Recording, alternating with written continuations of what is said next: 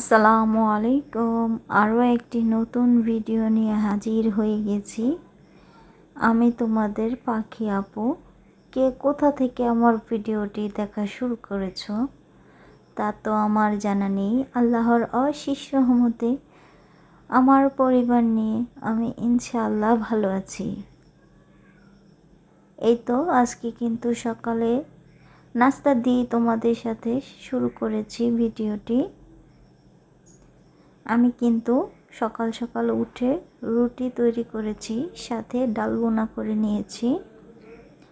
এই তো আমার ছোট ছেলেকে কিন্তু মাশাল্লাহ আমি এখানে বসিয়ে প্রথমেই কিন্তু ওকে খাবারটা দিয়েছি। ও কিন্তু খেতে খেতে মোবাইল দেখতেছিল।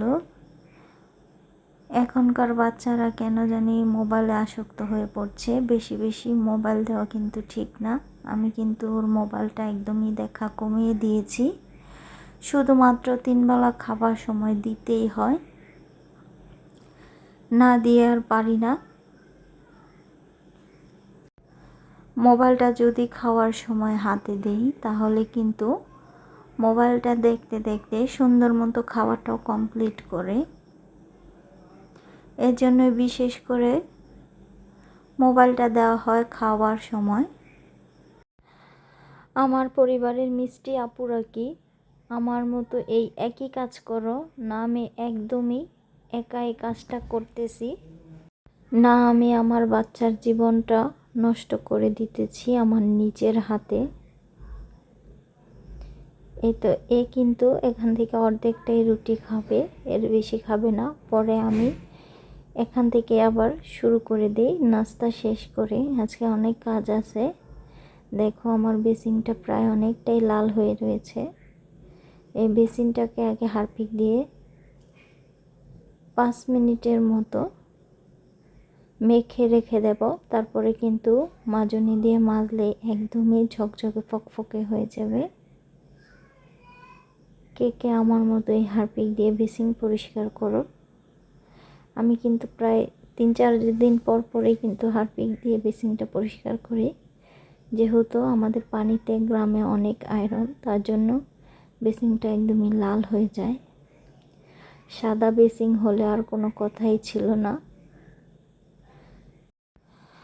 আমার ভিডিওটি দেখতে দেখতে পর্যন্ত যদি কেউ চলে এসে থাকো, প্লিজ একটি লাইক দিয়ে আমার ভিডিওটি কন্টিনিউ করবে। তোমাদের একটি লাইকে আমার ভিডিওটি আরও 10 জনের কাছে পৌঁছাবে ইনশাআল্লাহ।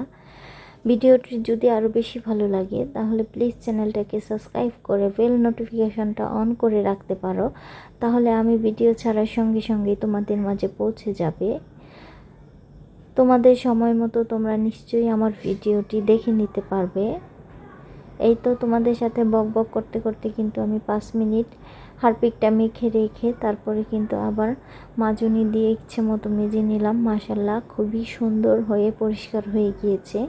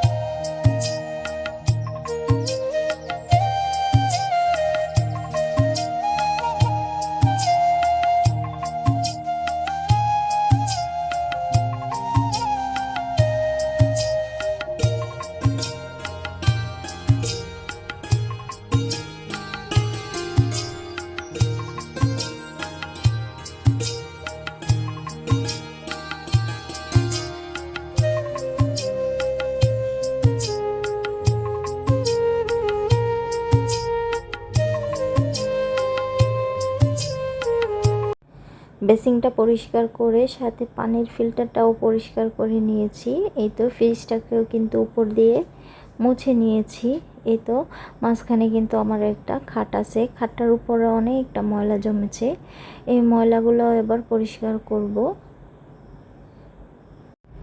এমনি তো এই মাঝের রুমে কেউ থাকে না, আমি দিনের বেলা বসে থাকি, মাঝে মধ্যে তরকারি কাটি, তারপর আবার রুটি বানাই, যেহেতু আমার রান্নাঘরের পাশেই এই রুমটা, তার জন্য। এই তো পুরো খাটটাকেই কিন্তু আমি ভালো মতো পরিষ্কার করে এই তো বেডশিটটাকে সুন্দর করে বিছিয়ে দেব।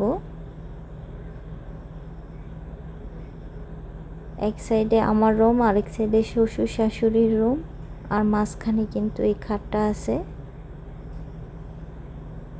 বেশিরভাগ সময় আমি খাটের উপরে বসেই কিন্তু রান্নাবান্নার কাজগুলো করে থাকি। এই তো আমার বেসিংয়ের সাথেই কিন্তু রান্নাঘরের দরজা, নিচেও বসে কাজ করি, মাঝে মধ্যে আবার খাটের উপরেও বসে নিই। এই তো সকালে নাস্তা খেয়ে অনেক কাজ করে নিয়েছি। রুমটাকেও কিন্তু ভালো মতো পরিষ্কার করে এবার কিন্তু রান্নাবান্নায় চলে এসেছি। রান্নাবান্না প্রায় শেষের পথে। একটা তরকারি আমি বসিয়ে দিয়েছি, আরেকটা তরকারি আমি রান্না করতেছিলাম মুরগির হাত পা আর চামড়া দিয়ে, সাথে কলিজা গিলা আছে, এগুলা দিয়ে নিজেদের গাছের টাটকা বেগুন দিয়ে রান্না করতেছিলাম। বেগুন দিয়ে এইভাবে রান্না করলে আমার কাছে খুবই ভালো লাগে। কারা কারা এই মুরগির হাত পা সাথে চামড়া দিয়ে খান, কমেন্টে কিন্তু আমাকে জানাতে পারেন। এই তো একদমই কিন্তু মশলা আর তেল কিন্তু আলাদা হয়ে গিয়েছিল, মানে ভালো মতো ভেজে নিয়েছি আমি, যেহেতু চামড়ার মধ্যে একটা স্মেল থাকে, ওটা আর থাকে না। এই তো এগুলোর মধ্যে কিন্তু আমি জল দিয়ে দিয়েছি, আর এক চুলায় আমি কাঁঠাল বিচি দিয়ে শুটকি দিয়ে রান্না করতেছি। এই রান্নাটা হবে চচ্চড়ি, যেহেতু কাঁঠাল বিচিটা একটু শক্ত টাইপের থাকে, তার জন্য একটু বেশি করে পানি দিয়ে আমি সিদ্ধ করে রান্না করতেছিলাম। এই তো আমার কিন্তু এই তো চচ্চড়িটা রেডি হয়ে গেছে। প্রায় 5 মিনিট পর আবারও ফিরে এসেছি। এবার আমি একটু উল্টে পাল্টে নেব, যদি আবার নিচের দিক দিয়ে লেগে যায় তার জন্য। আমার কিন্তু সকালের নাস্তা সাথে ঘরবাড়ি পরিষ্কার সাথে রান্নাবান্না করতে প্রায় 8টা বেজে গেছে। যেহেতু আমরা গ্রামের মানুষ, বাহিরে অনেক কাজ থাকে, সেগুলোই আমাদের করতে হয়, তার জন্য কিন্তু একটু সকাল সকালে উঠে সব ধরনের কাজগুলো শেষ করে ফেলি। এই তো এই রান্নাটাও কিন্তু আমার কমপ্লিট হয়ে গেছে। আমি একটু জিরা গুঁড়ো দিয়ে দিতেছি উপর থেকে। সব ধরনের ভিডিও তো আর আমার মিষ্টি মিষ্টি আপুদের সাথে শেয়ার করে থাকি না, তার জন্যই কিন্তু আর ভিডিও করা হয় না। এই তো আমার ভিডিওতে কিন্তু ঘর পর্যন্তই সমাপ্তি। বিকাল টাইমে কিন্তু অনেক পরিমাণ বৃষ্টির ভার করেছে। ভিডিওটা কিন্তু আজকে দেখতে দেখতে একদমই লাস্ট পর্যায়ে চলে এসেছো ইনশাআল্লাহ। আমাদের মিষ্টি আপুরা আরও একটি নতুন ভিডিও দেখার আমন্ত্রণ রইল। আসসালামু আলাইকুম।